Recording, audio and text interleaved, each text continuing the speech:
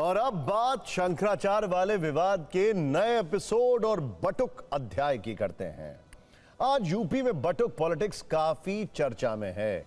2 दिन पहले बटुक ब्राह्मणों की शिखा पर डिप्टी सीएम ब्रजेश पाठक ने एक बयान दिया, जिसमें आज काफी डेवलपमेंट है।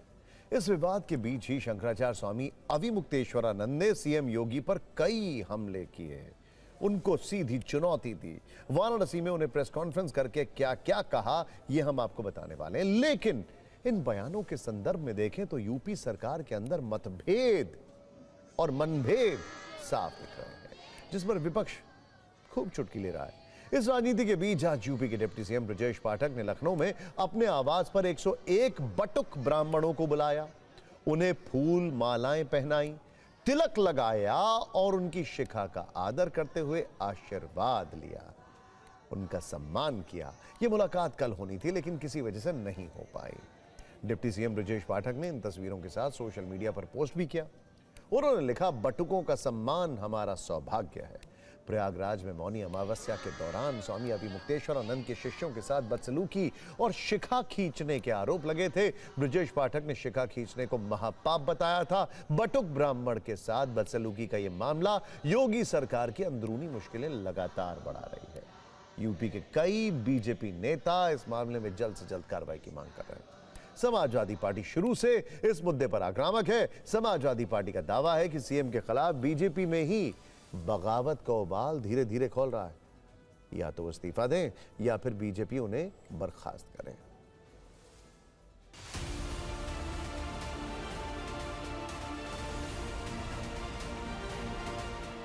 उत्तर प्रदेश के उप मुख्यमंत्री ब्रजेश पाठक आज अपने आवास पर बटुक ब्राह्मणों का सम्मान कर रहे हैं, उनको तिलक लगा रहे हैं और बटुक ब्राह्मण उनके ऊपर पुष्प वर्षा कर रहे हैं। माननीय उप मुख्यमंत्री जी को धन्यवाद देने कि आपने इस विषय पर बोला, आपका धन्यवाद, आभार है।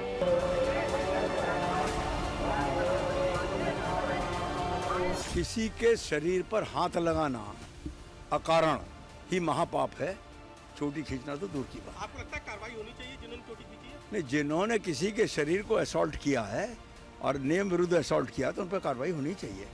अब कितना भी ढोंग कर लें, बटुकों को ला करके कितना भी ढोंग कर लें, जब पूजनीय शंकराचार्य जी का अपमान हुआ है तो उनके सम्मान में उनको इस्तीफा दे देना चाहिए। देखिए, ये संवेदनशील विषय था और है। मैं समझती हूँ कि इसमें जरूर कोई ना कोई जल्दी हल निकलना चाहिए, क्योंकि समाज में इसको लेके थोड़ी मनमुटाव है। तो मैं यही चाहूंगी कि जल्दी से जल्दी प्रशासन इस मामले को किस तरह से सरकार करती है, इसको हैंडल करना। बटुक ब्राह्मणों के सम्मान पर शंकराचार्य स्वामी अविमुक्तेश्वरानंद भी खुलकर बोले हैं। डिप्टी सीएम ब्रजेश पाठक और योगी सरकार को लेकर दिए गए उनके बयान को अलग अलग चश्मे से देखा जा रहा है। शंकराचार्य से पत्रकारों ने कई सवाल किए, एक एक प्रश्न का उन्होंने उत्तर दिया। सरकार की तरफ से मनाने के सवाल पर उन्होंने कहा, हमें मनाने का कोई प्रयास नहीं है, वो अपनी छवि को ठीक करने का प्रयास कर रहे हैं। शंकराचार्य ने पूछा, बटुकों का सम्मान करने वाले बताएं कि बटुकों का अपमान करने वाले लोग पार्टी में कैसे हैं, उन्हें क्यों नहीं हटाया जा रहा है। उन्होंने कटाक्ष करते हुए कहा कि बटुकों का अपमान करने वाले बैठे हैं तो फिर रंगोली बनाने या फूल उड़ाने का क्या फायदा।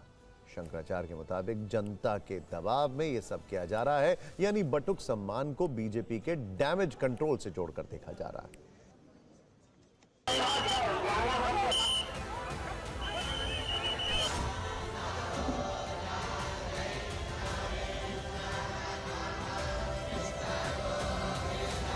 महाराज जी, दोनों डिप्टी सीएम लगातार मनाने का प्रयास कर रहे हैं, आपको क्या लगता है? हमको मनाने का कोई प्रयास नहीं कर रहे हैं। अपनी छवि जो डेंट लग गया है उसको ठीक ठाक करने का प्रयास कर रहे हैं। हमको मनाने का कौन सा प्रयास? ऐसा है कि जनता की अपनी भावना है और जनता समझ रही है कि मुख्यमंत्री जी ने बहुत गलत काम किया है। ऐसे में पार्टी को बचाए रखना पार्टी वालों के लिए मुश्किल होने लग गया है। तो गुरुजी, ये सनातनी दबाव है या फिर जनता दबाव? ये जनता का दबाव।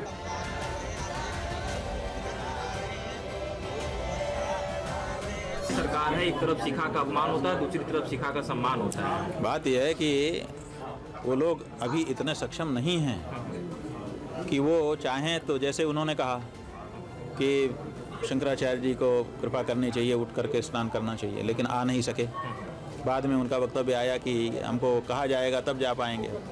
उसी तरह से अभी वाले आए कि बहुत बड़ा अपराध है, अपराधियों को दंड मिलेगा, लेकिन फिर दूसरे बटुकों को बुला के उनका सम्मान इनको करना पड़ रहा है ना। इसका मतलब है कि इनके हाथ में कुछ है नहीं। जो पुलिस है ना, वो गृह मंत्रालय में आती है और गृह मंत्री खुद मुख्यमंत्री हैं। ठीक है, उन्होंने दिखाया कि हम बटुकों का सम्मान करने वाले लोग हैं, तो फिर हम उनसे यही पूछना चाहते हैं, तो फिर आपकी पार्टी में बटुकों का अपमान करने वाले लोग कैसे रहते हैं? आप उनको भी तो हटाइए। देखिए, घर में आप खूब रंगोली बनाइए, लेकिन पहले झाड़ू लगा करके कचरा तो बाहर निकाल दीजिए। तो जो बटुकों का अपमान करने वाला है वो तो जहाँ का तहाँ बैठा है। पत्रकारों से वार्ता में शंकराचार्य सिर्फ बटुक सम्मान पर नहीं बोले, बल्कि असली और नकली हिंदू वाला बयान दोहराकर सीएम योगी को अपनी पुरानी चुनौती भी याद दिलाई। स्वामी अविमुक्तेश्वरानंद ने कहा कि 20 दिन हो गए, अभी तक योगी आदित्यनाथ की ओर से असली हिंदू होने का कोई प्रमाण नहीं दिया गया है। जो गौ माता के साथ खड़े नहीं हो पा रहे हैं, वो कैसे दम्भ भर सकते हैं कि हम असली हिंदू हैं?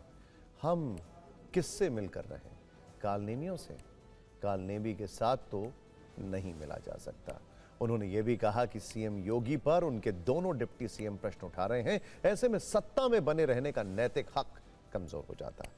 शंकराचार्य अविमुक्तेश्वरानंद ने 11 मार्च को लखनऊ में संत समाज से जुटने का आह्वान भी किया है। सवाल है कि वो यूपी सरकार के लिए कितनी बड़ी चुनौती पेश कर पाएंगे। आखिर ये विवाद कहां और कब खत्म होगा, या फिर इसमें अभी और ट्विस्ट आने बाकी है?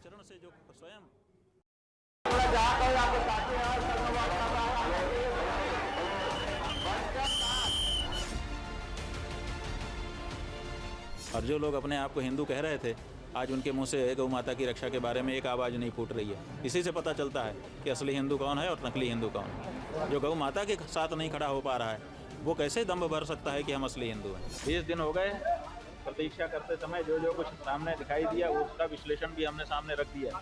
अभी तक योगी आदित्यनाथ की ओर से अपने असली हिंदू होने का कोई प्रमाण देते या उसकी तैयारी करते हुए वो दिखाई नहीं दिए। माने किससे मिलकर के रहे हम? कालनेमियों से? कालनेमी से तो नहीं मिलकर रहा जा सकता ना। संत तो संती के साथ मिलेगा, हिरण हिरण के साथ मिलेगा, गाय गाय के साथ मिलेगी, सिंह सिंह के साथ मिलेगा। इसलिए संत संत के साथ मिलेगा, संत कालनेमी के साथ नहीं मिल सकता। जो ढोंगी है, पाखंडी है, छद वेशधारी है, वेश कुछ कह रहा है, नाम कुछ कह रहा है, चेहरा मोहरा कुछ कह रहा है, कर कुछ रहा है, उसके साथ कैसे हम मिलेंगे? देखिए, जब कोई बड़े गद्दी पर बैठा हुआ व्यक्ति अपने से छोटी गद्दी पर बैठे व्यक्ति के द्वारा प्रश्न के घेरे में ला दिया जाता है, तो उसके लिए बहुत लज्जा की स्थिति हो जाती है। आज उत्तर प्रदेश में मुख्यमंत्री के पद पर बैठे आदित्यनाथ जी को, उन्हीं के नीचे बैठे दोनों उप मुख्यमंत्री कहीं ना कहीं बहुत बड़ा प्रश्न चिन्ह उठा रहे हैं।